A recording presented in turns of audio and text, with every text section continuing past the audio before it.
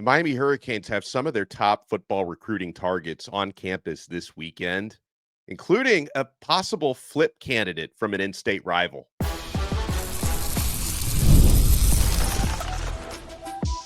You are Locked On Canes, your daily podcast on the Miami Hurricanes, part of the Locked On Podcast Network, your team every day.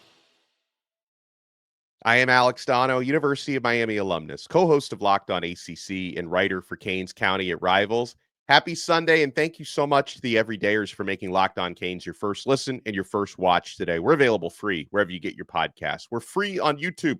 We're part of the Locked On Podcast Network, your team every day.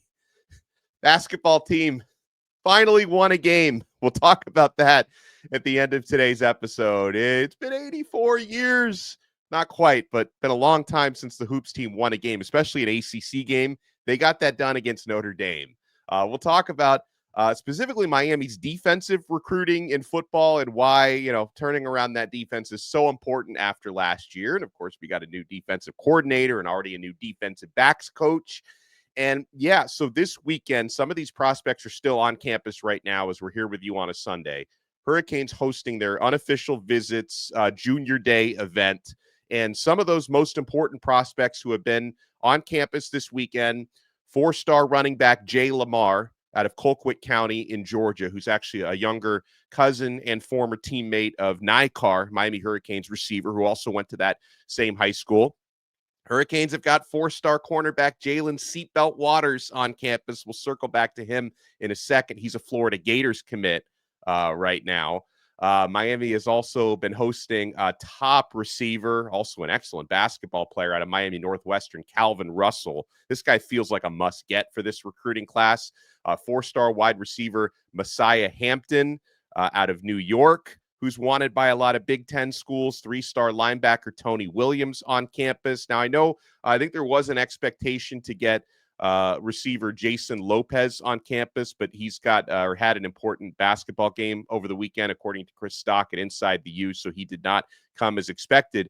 And there are other visitors on campus, but these are some of the biggest names I want to focus on right now. And the guy that I want to take a look at first is cornerback Jalen Seatbelt Waters, four-star cornerback who is currently committed to the Florida Gators. Now, he's got a connection to a lot of players, or a couple of players at least on Miami's roster, because Jalen Waters plays corner for Armwood High School in the Tampa area. And good pals of his, Kellen Wiley, played linebacker at Armwood, is on campus now, early enrolled at Miami, and running back Gerard Pringle, same deal, Armwood guy who's on campus at Miami. And, Jalen Waters is committed to the Florida Gators and apparently grew up a Gator fan, but Miami's been giving him a lot to think about, says, yeah, he hears from his former high school teammates all the time about making that move, flipping from Florida to Miami. Now, with Jalen Waters, we'll get a scouting report on him for a second, but one of the first things that stands out are the measurables for him. You can't teach this sort of length for a top defensive back, 6'2", 170 pounds. I'm sure he'll continue to add, weight as he gets into the weight room to go along with that elite height and that elite frame of his. And we had a conversation here on Locked On Canes about a week and a half ago. This was coming out of the Battle Miami 7-on-7 tournament. So Waters was in Miami and on campus that weekend. He's back in Miami now a couple of weekends later for junior day. He's also probably going to end up, I would imagine, making an official visit to Miami at some point. But again, he is verbally committed to the Florida Gators. But, not too long ago, we sat down with the recruiting overlord, Brian Smith, who has scouted in person. He's got a lot of ties in that Tampa area, has scouted Waters extensively. And here's what Brian Smith told us about this potential flip candidate. He has the ability to change directions. He's well over 6 foot, and he is yoked. He's put in time in the weight room. This is a kid that, let's be honest, what's the position Miami needs the most help, Alex? What's the corner? Corners and really any defensive back, really. This is a kid that would come in and compete from a physical standpoint right away. So confident. When guys got in his face, he was not afraid to get back at him. He reminds me of a South Florida kid, even though he plays in Tampa. He would fit in really well in a program that wants to get back to the top. And I'm kind of curious to see what visits he takes over the next few weeks, because again, he can pretty much go where he wants. Does he visit a Georgia or a Texas or something? I don't know. But right now I've been told Miami. So there you go. So that's the intel that Brian Smith has had, that a lot of people suspect a flip from Florida to Miami for this 4-star cornerback, Jalen Seatbelt Waters. Now, for what it's worth, listen, the flip hasn't happened, at least not yet. And, Waters, anytime he's interviewed, still is publicly saying Florida is his number one. He says Miami is his number two. Says, I'm still committed to Florida, obviously still taking other visits, mostly to Miami. I know this is something that the Gators recruiting experts are a little bit worried about. And I see the reaction from some of the Gator fans. They're like, just get it over with, just flip. Why is this kid so obsessed with Miami? So we'll see what happens. Here's something that Waters said to Inside the U during his visit to Miami this weekend. Everything went good, he said. Just met with DB coach. That's Miami's new DB coach, Zach Ethridge, and their defensive coordinator. He said Ethridge made a great impression on him. We went through film and what he could do with me as a player. He is a real good coach. On Corey Heatherman, he said, it's real good. Me and him have been having good conversations, and we watch film together on Miami's new defensive coordinator. I haven't looked at his resume, but the first impression was real great. We met at the school. I was his first stop on the road, and that means a lot, he says. And yeah, he mentioned how he hears a lot from Kellen Wiley and Gerard Pringle, his former high school teammates who were at Miami. He says, they were just telling me to make the move from Florida to Miami and stuff like that. I hear it from those boys all the time. And yeah, I know that Wiley and Pringle were both, present on campus during these junior day visits. And I'm sure a lot of that is to talk to their pal, Jalen Seatbelt Waters. So again, this you heard the scouting report from Brian Smith. And actually, I mentioned him, Waters only being listed at 170 pounds. He may have already gotten yoked beyond that listing, because Brian talked about the time that he's put in the weight room and all that stuff. So maybe he is heavier than that at this point. Another important player that Miami has had on campus this week that gave an interview to Kane Sport during his visit to South Florida is 4-star running back Jay Lamar out of Colquitt County, Georgia. I mentioned he's related to Miami receiver Nye Carr, who's heading into his second year. They went to the same high school. They were former high school teammates. And on his visit, Jay Lamar said it was a great chance to meet the players. Lamar said it's a great feeling, a family feeling, and you want to be a part of somewhere that feels like family, especially when you're far away from home. I feel like that's crucial in the recruiting process, he says. He talked about Miami players making a pitch to him. He says, I've been hearing the same thing from each and every one of the players. He said, it's a family here. Everywhere I've been, it's been feeling like a family. But when I got here, it just felt like a real family. Like you feel that connection, you feel that bond, he said. He also added he likes the vibe of Coral Gables and Miami's sunny weather, noting that Georgia can get cold during the winter months. I know that our listeners from Georgia who've been like covered in snow over the last couple of weeks will definitely verify that Georgia can get cold. But he says Miami has more going for it than just the nice weather. He says the way people work here, they made me want to be a part of it, he said. I really feel like this could be a crucial place in my recruitment. So that's running back Jay Lamar, who's a real power back in this running back class. We've talked about him with the recruiting overlord in the past as well. Another important player. This is one of those guys you feel like this is a can't miss or please don't miss type of recruit for Miami at wide receiver, and that's 4-star receiver Calvin Russell, who's been on campus. He's a consensus 4-star in every recruiting service. Who knows? He might even ascend to 5-star status at some point within the next year. 6'5.5" and 190 pounds. Calvin Russell at Northwestern last season caught 45 passes for 645 yards and 11 touchdowns.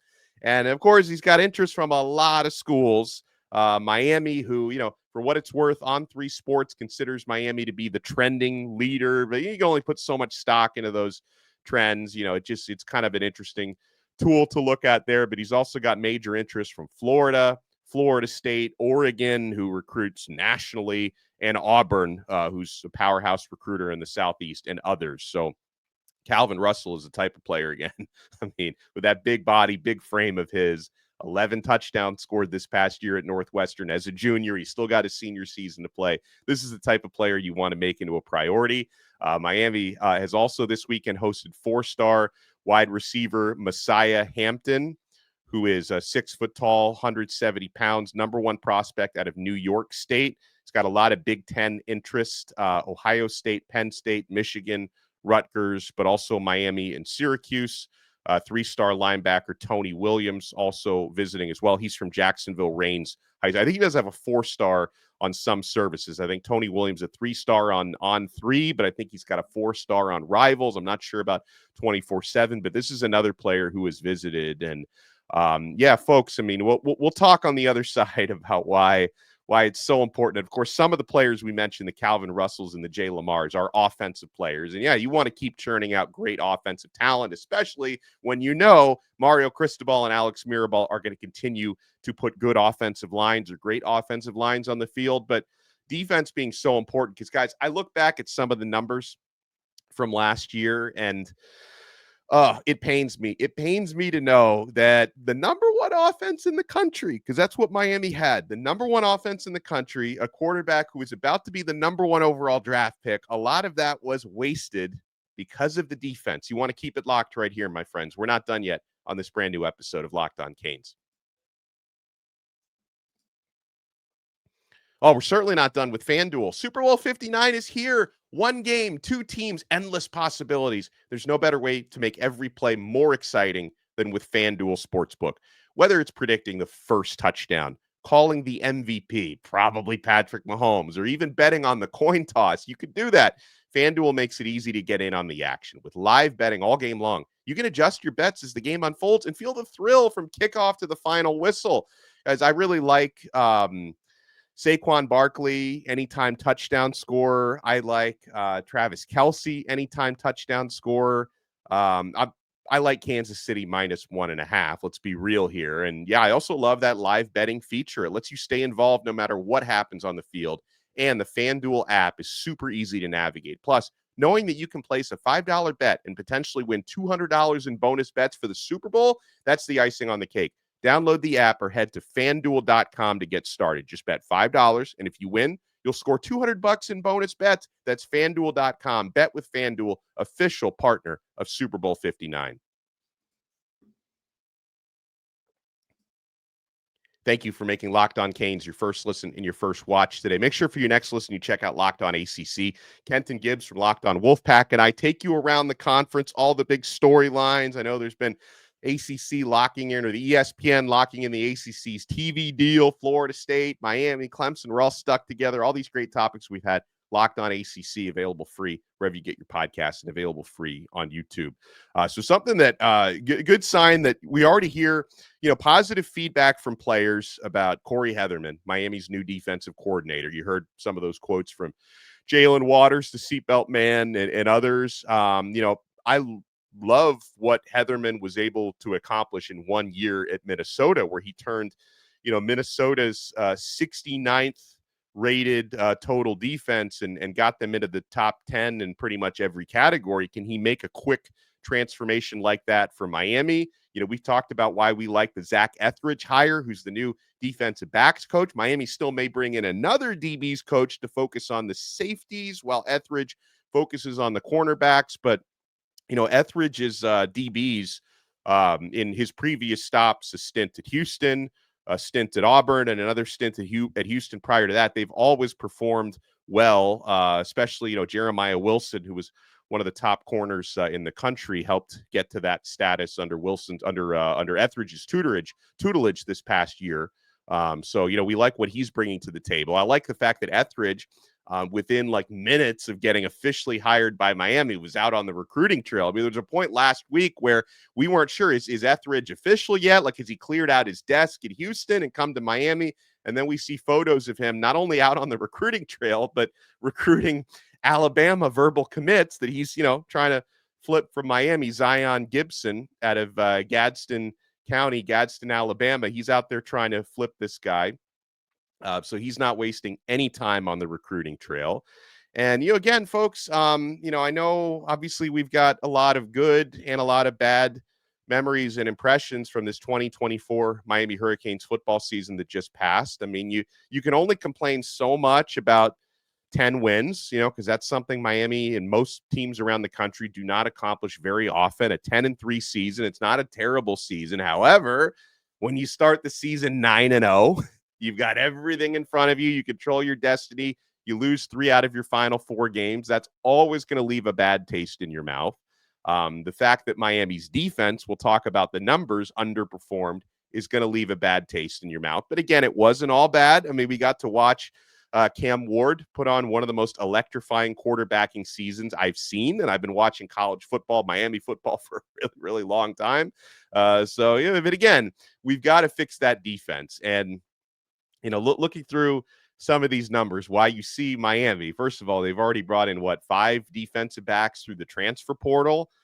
They brought in a number of really promising DBs in the class of 2025 in recruiting, and they're recruiting guys like Jalen Waters in the class of 2026.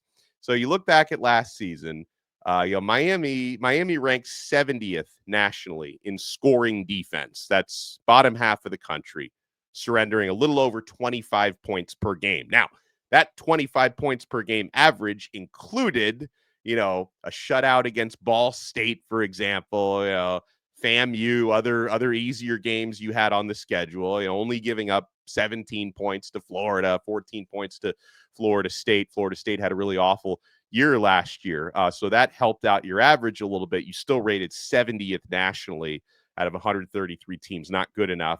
But things got worse against the ACC. So against ACC opponents, Miami gave up a little over 30 points per game, and they ranked 14th out of 17 ACC teams in scoring defense. Only NC State, Wake Forest, and Stanford gave up more points against ACC opposition than Miami did. And we've talked this past week about the passing defense for Miami, 57th in the country against the pass. Hopefully you can improve with a guy like Ethridge helping coaching your DBs, because Houston ranked 27th against the pass last year, or 28th, I should say, against the pass, almost 30 spots better than Miami. So these things have to improve, and it's why there's just been such an emphasis on defensive recruits. And yeah, you talk about this new success initiative that's coming to the ACC, where when you have success on the football field, meeting certain goals like finishing the season top 25, which Miami just did, making a bowl game, which Miami just did, or getting into and advancing through the college football playoff, which Miami didn't do, but we hope they do. I mean, you're ambitious. I mean, the way Miami has attacked recruiting, transfer portal, you go out and grab Carson Beck from the portal. Miami's intentions are to stay into that college football playoff picture every single year. Hopefully they can get in there and actually accomplish that this year.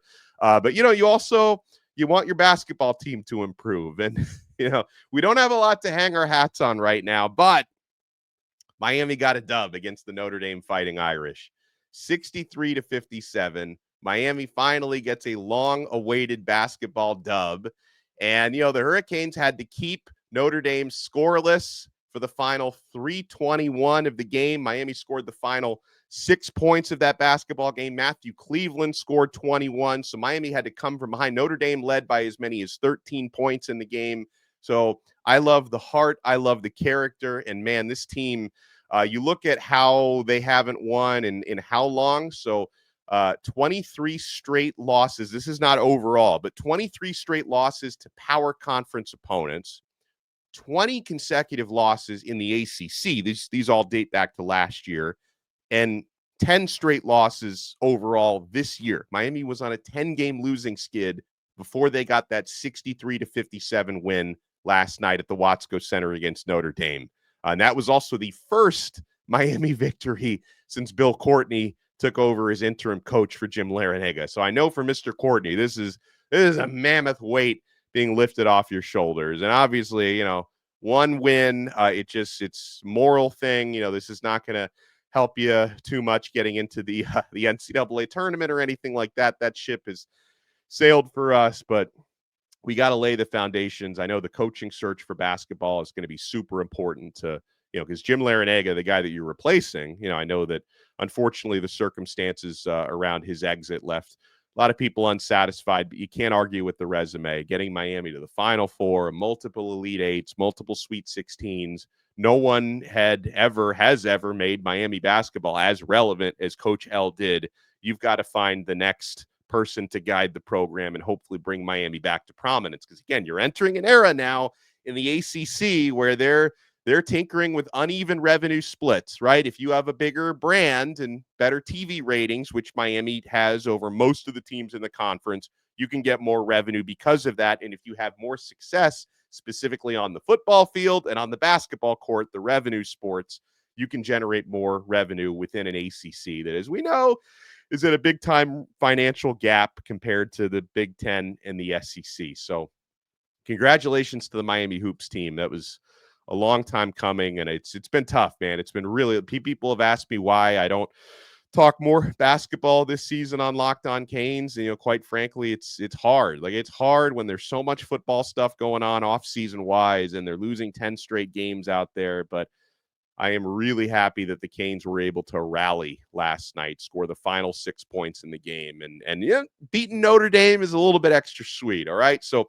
All right, folks, tomorrow, Monday, we're going to talk more about these junior day football visits. You know, once we're going to get more of those exit interviews are going to be filed, and we're going to hear a little bit more about where Miami stands. Maybe Miami can make some progress towards hopefully getting some verbal commits in the near future in football, because you've had some important visitors, including Jalen Seatbelt Waters, that flip candidate from the Florida Gators. So make sure before we go, smash that like button, subscribe to Locked On Canes. Thank you for joining us for a special Sunday episode, and we'll talk to you again tomorrow on another episode right here on the awesome Locked On Podcast Network. Your team every day.